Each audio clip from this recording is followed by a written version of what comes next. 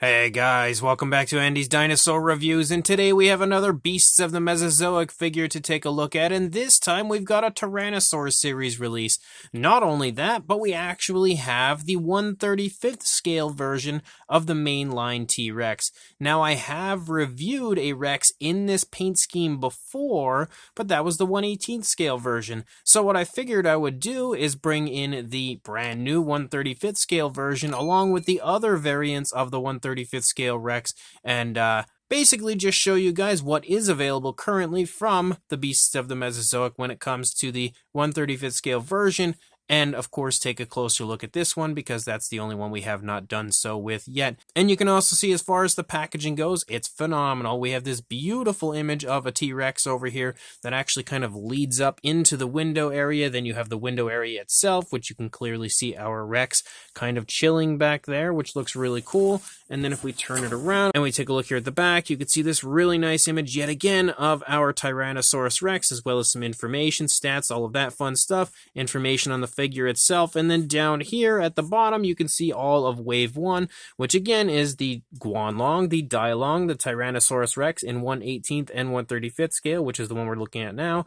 the Eutyrannus, the juvenile T-Rex. And then, of course, there was also the different paint variants exclusive to the Kickstarter, which would have been the Dino Riders and Walking with Dinosaurs variants of the two versions of Tyrannosaurs. So, without further ado, let's pop out this 1/35th scale version and take a look at it. So, first of all, we have the extra parts, just like you usually do when it comes to these figures. We now have seen a few of them, as I've already reviewed the 1/35th scale unpainted and the Walking with Dinosaurs variant. You can see that we have alternate legs. These legs sport more articulation than what you find on the legs that are currently on the T-Rex. The legs that currently are on the Rex do not have the articulated joint here or here, so not much in the way of like ankle articulation or anything like that going on for the one that is currently on. So you can swap the legs out to have more articulated legs. On top of that, you also have alternate feet, and you can see that they come in different poses where you kind of have like the toes spread apart in a walking movement, or the toes held closer together kind of standing. So you can have the opportunity to kind of swap the feet out for this Rex here. Well, for these feet and these legs, you could swap the feet out for these feet and again alternate as far as whatever position you would like to, apply to your Rex. And then when it comes to the Tyrannosaur, you also have the instructions. Now the instructions, if I can get them open and show you, are definitely important, and you really need to pay attention to this stuff, especially when it comes to even just applying the tail. Like, it can be an absolute nightmare if you don't know how to do it. So you have to heat it up with a hairdryer or hot water to apply the tail, and it basically shows you what to do when it comes to switching out the legs, as well as, displaying the Tyrannosaur on the base. All sorts of information that is very important, again, to pay attention to. You've also got yourself the card, and you can see the card has that incredible image of the T-Rex that we just saw on the front of the box. Absolutely breathtaking, honestly, as far as that image goes. Such a beautiful backdrop, and the T-Rex looks really, really cool, especially in the pose that it's currently in. And then you have the image here on the back of the card showing off a little dino toy photography, as well as some information on the T-Rex itself. And also, again, it always tells you who the artist is that's responsible for the art you see on the cards, which in this case is R.J. Palmer. And we then have the base for our T-Rex, and you can see the base looks pretty much just as it has for the other 1/35th scale releases, but also really nicely done. And then, of course, the T-Rex itself. And the T-Rex is just as beautiful, honestly, as the larger 1/18th scale version is. As far as what I'm seeing here, it looks really, really good coloration-wise, and I believe I had stated in the original 1/18th scale Rex review that I think I like this one, as far as the color scheme, the best out of all of the different Tyrannosaur, or at least as far as the T-Rex versions go, that they are releasing, and I honestly still think I stand by that. Even though the Kickstarter exclusive versions are just absolutely awesome, I still think that this is probably the most appealing version of the T-Rex that they have released. And then, of course, you have the base, so you can put the Rex on the base, but you don't necessarily need the base. If I can get the legs in a spot where I can get it to stand. Boy, the tail is a little stiff, but there you can see that the Rex can stand, just fine on its own, even without the base. So, Let's go ahead and jump straight to a closer look at this version right now. So the sculpt itself, definitely we do not need to go over. We've done it already a few times. The paint job is the only thing that differentiates this from the other releases.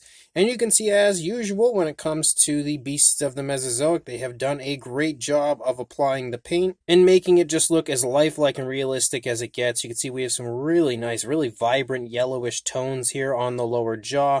You can also see some kind of like lighter tones right here, but a different tone compared to what we see here for the lower jaw. You can also see some nice reddish browns and even some darker reds kind of running here, especially up in the palate. You could see some like off-whites and stuff here, kind of spotting and stuff within the palate, and nice darkening of color there around the eye socket as we have a black, and that black kind of leads up along the top of the head down toward the nostrils, and that as well looks really cool. And as always, they've done a really good job of applying all of these tones of color in a really realistic way, whether it's, you know, using washes or dry brushing. All of the detail is just highlighted in the best possible way, in the most realistic possible way. I really am just continuously blown away by how good the paint apps are on this Tyrannosaur series. You can see the inside of the mouth as well sports some nice tones of color. We have some variations of pinks. You can see the tongue itself is a totally opposite tone of color compared to what we see for the rest of the inside of the mouth. You can also see the teeth are all really nicely painted, again, very carefully, especially when you have each and every tooth individually sculpted on these Tyrannosaurs. It's always so impressive to see how good and how precise the paintwork is for those teeth. And again, I really think they do a phenomenal job on these Tyrannosaur series releases. Although, to be fair, they pretty much do a phenomenal job on everything. You can see up here on the top of the head, again, you have this lighter tone of color that runs up along the top of the head. But you can also see we have kind of like a wash that's been applied to that area. And then as we lead up here, we have this very, very dark tone here, a blackish tone up on the top of the head. As we lead back, you see some more darker tones, even like some blacks mixing with the reds right here in the lower jaw. You also have this nice yellow kind of a design here running down the center of the neck, and then you also have the, again, the black, but the black has been kind of highlighted nicely with kind of like a reddish wash where you could sort of see those reddish tones kind of creeping through the creases in the skin moving down the neck. And you can also see more of those kind of reddish tones here down in the neck region moving down into the chest, but then we transition to a yellowish tone, but the yellowish tone is applied over top of the reddish tone, so you can see again how nice that looks as well, and how nice the scales just pop so beautifully down there on the underside as the Rex kicks the camera. We've got the, again, reddish tones for the arms. You also kind of have like some brown variations of color sort of applied, maybe like a dry brushing. The nails are painted nicely with a black. They also sport a nice gloss coat to them to help them shine quite nicely. As you move up here toward the back, you can again see the reddish tones leading up here. You also have some more of those kind of light yellowish tones. And then you have the nice mixture of the blackish tones, but also that red continues to kind of creep through all of that skin texture so beautifully. I really love the way that they've painted this, just as much, I think, as the 1/18th scale version. As you move down here into the side of the stomach, you see some variations of reds and browns. You can also see some of the darker tones kind of creeping in and striping in here in the stomach region. Again, more of that reddish tone running down here along the underside of the stomach. Then we have some of the blacks. It actually almost looks like a mixture of blacks, browns, and then the reddish wash as well. But you can see that kind of like striping and designing down here into the thigh. Such smooth paintwork on this. It looks so nice. Again, right here, you can just see such a really nice transition moving back to that alternate tone of like a brownish coloration. You can also see that brown runs up here into the kneecap. Nice paintwork here in the lower part of the leg with the reddish tones, but again, still providing extra variation of color within that area. And then as you move down, you can see that the scoots and everything are painted very nicely with a darker grayish tone. And we again have the painted nails with a nice glossy black. And then moving back up, you can again see that we continue to have that style of paintwork moving out, where we have the yellow with the reddish wash here underneath.